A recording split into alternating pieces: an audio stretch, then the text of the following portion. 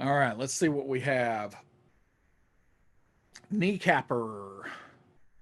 Is it by intent or accident that most of the higher level evil slash good spells do not include aberrations, i.e., detect evil and good versus dispel evil and good?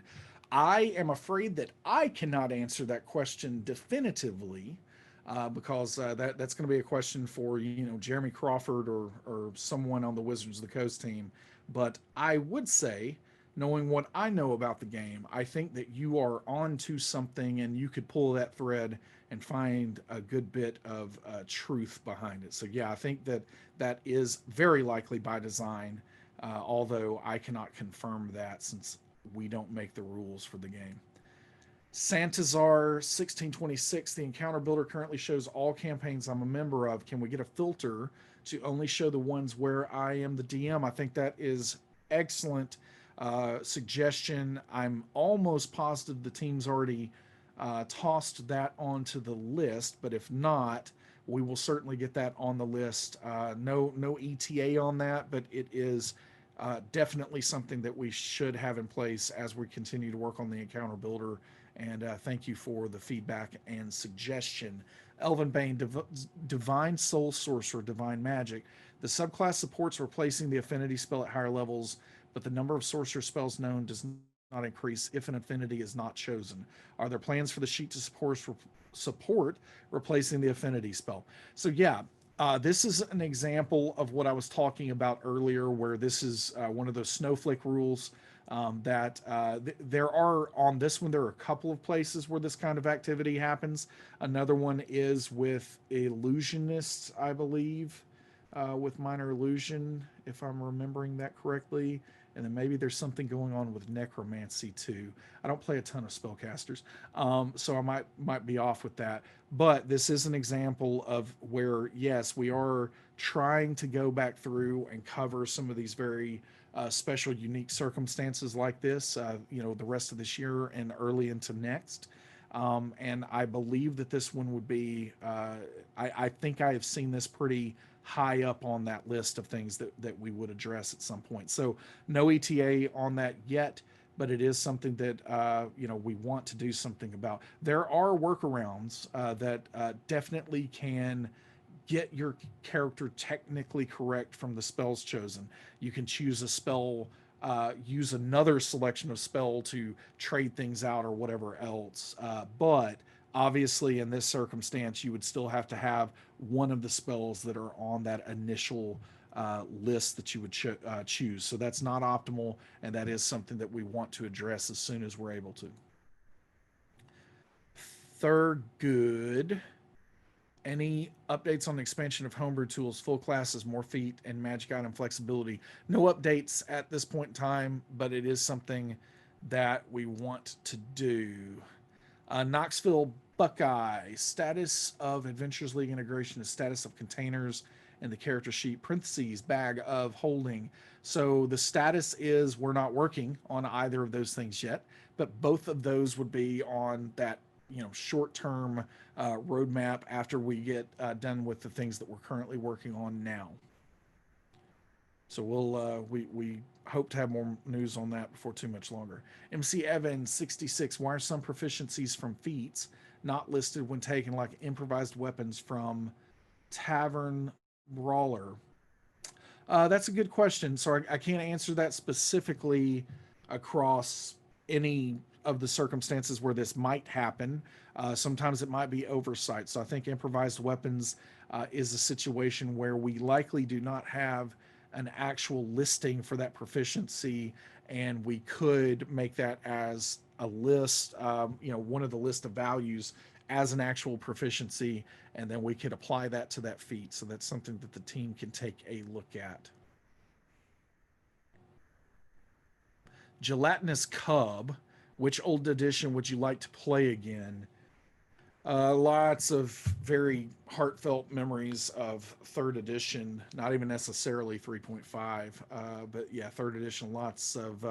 I was just starting college as that was coming out, and so that was the time in my life that are not these days, by the way, where I had all the time in the world. And so lots and lots of, again, just special memories there. So I probably would play that again. Don't have the best memories with fourth edition, so no. And then I started playing with second edition, and again, I would definitely play that if someone was going to run it. But it's kind of hard to find folks that want to run any of those older editions at this point.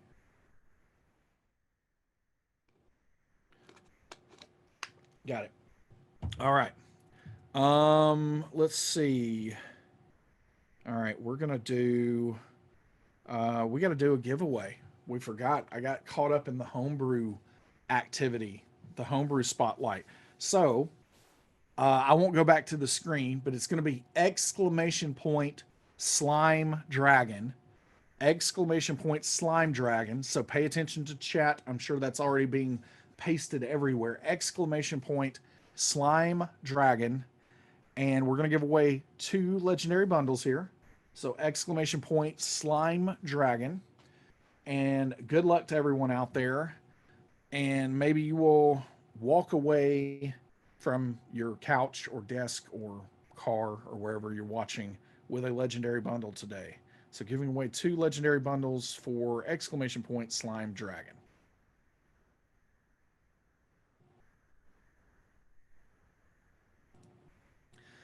All right, AKA DDK, what power would you manifest if you survived compound?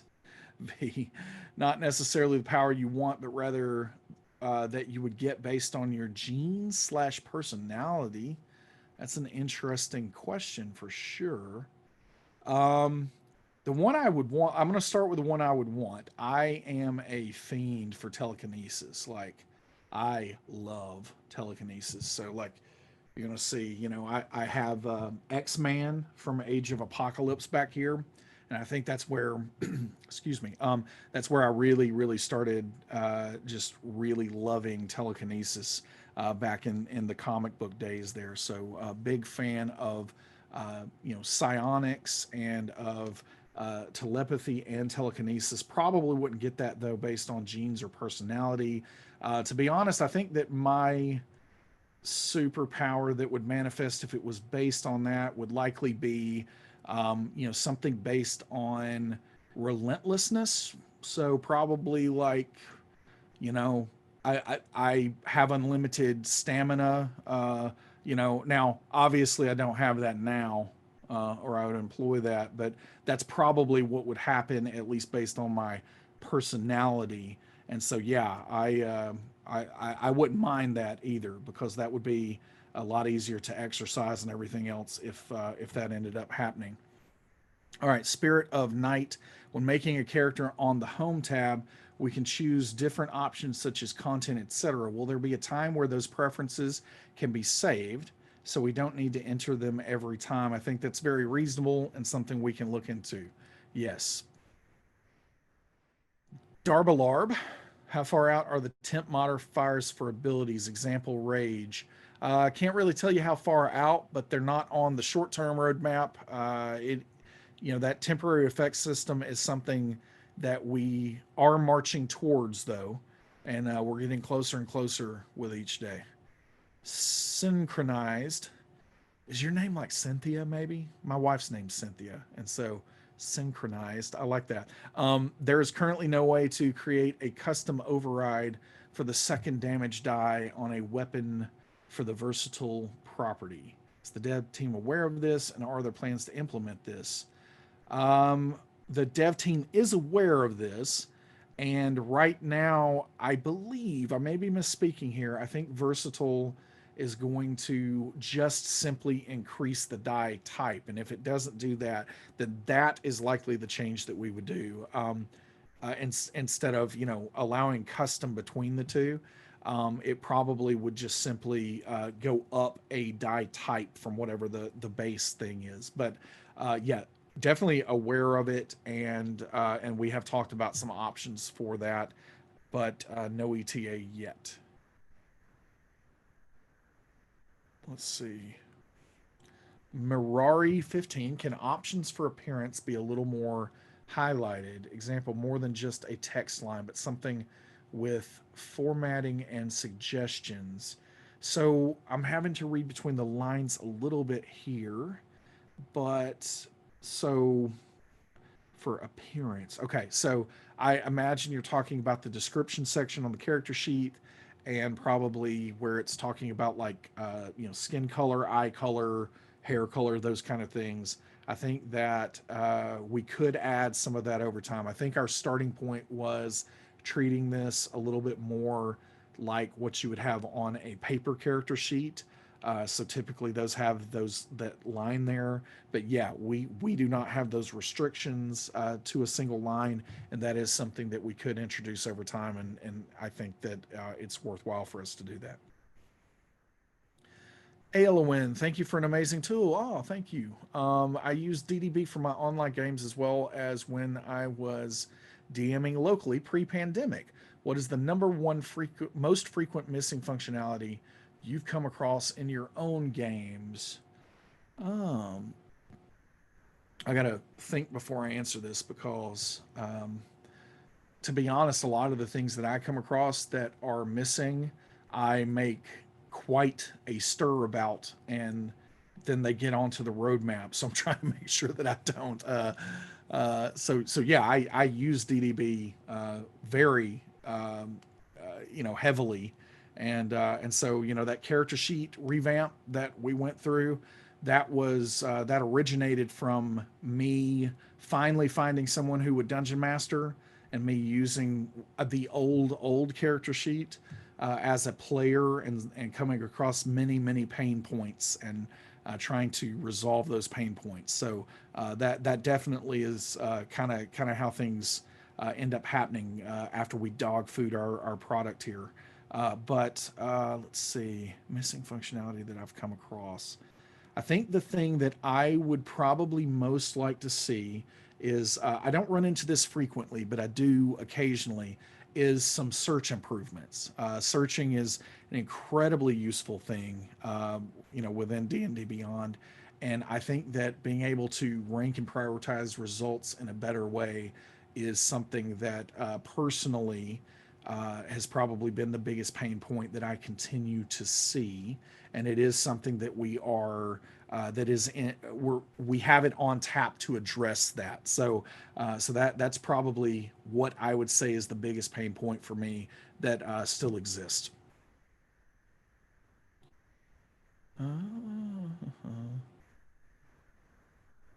ATM 1982, is there already or will there be a way to use someone else's public homebrew as a template?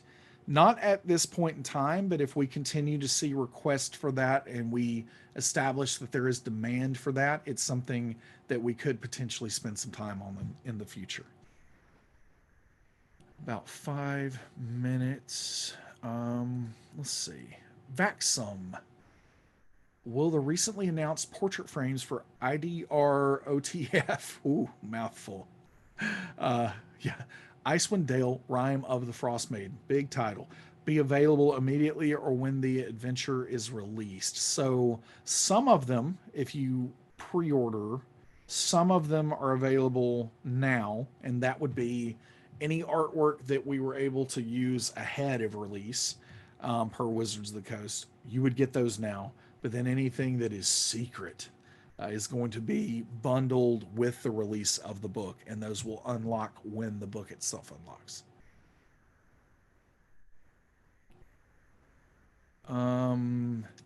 Kneecapper, Adam, if you could choose the next probably canon character to headline the next rule book, who would it be and why? Wow, that is very interesting. I don't know what I would answer to that. I think that I would like to see something with Mert. Mert the moneylender would be pretty interesting to see something out of. Um, you know, honestly, what I would love to see, and maybe this is because I just love um, the culture as it's presented here, but Obold many arrows.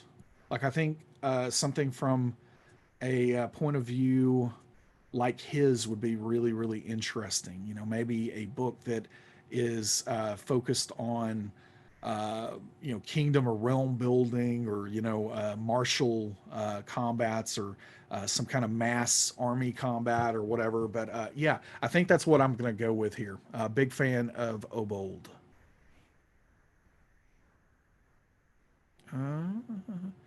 Ben McKenzie, I love the character sheet customizations. Have you considered alternate themes that use a different design rather than an alternate color for the standard one? We have considered that. It is naturally a little harder to implement, and so it's something that we would love to do one of these days and have not gotten around to it yet. Kilgore 44, are there plans to add vehicles to the encounter builder and combat tracker? There are over time, yes.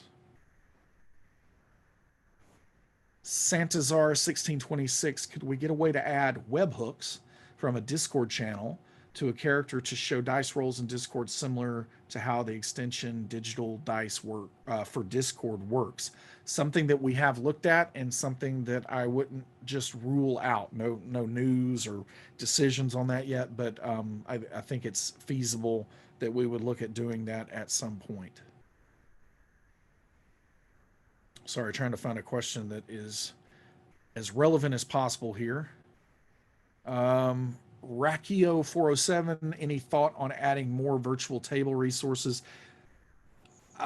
Almost all I do is think about that. So yeah, most of my job is thinking about a year, 2 years, 5 years down the road. So yes, lots and lots of thought. And we do have a plan, and I'm not talking about, the Cylon plan that wasn't actually a plan, that just kind of happened organically. We do have a plan, and we're marching down the road to get there. So we'll see. Let's see. Rakio 407, which comic book character would you like to convert into D&D? I actually have done this several times recently. So I've got a 15th, I think 17th level now, Captain America, that I think works actually really well. Captured his essence well. I almost played Cable, and I've got that. So Captain America's Battle Master Fighter, and Cable is the UA for the Cyanite, and that one actually turned out really, really well. So the people I'm playing in that game with don't even know about Cable, but I created him too because I was torn about playing between those two. And then I am also about to play in a DC based one, and I think I'm going with potentially Wildcat for that. So yeah, I've built Wildcat. So yeah, it's a little tough to do in 5th edition, not exactly made for the superheroes and superpowers, but it's a fun exercise either way. Time for one more. Lord Garthon, dark mode.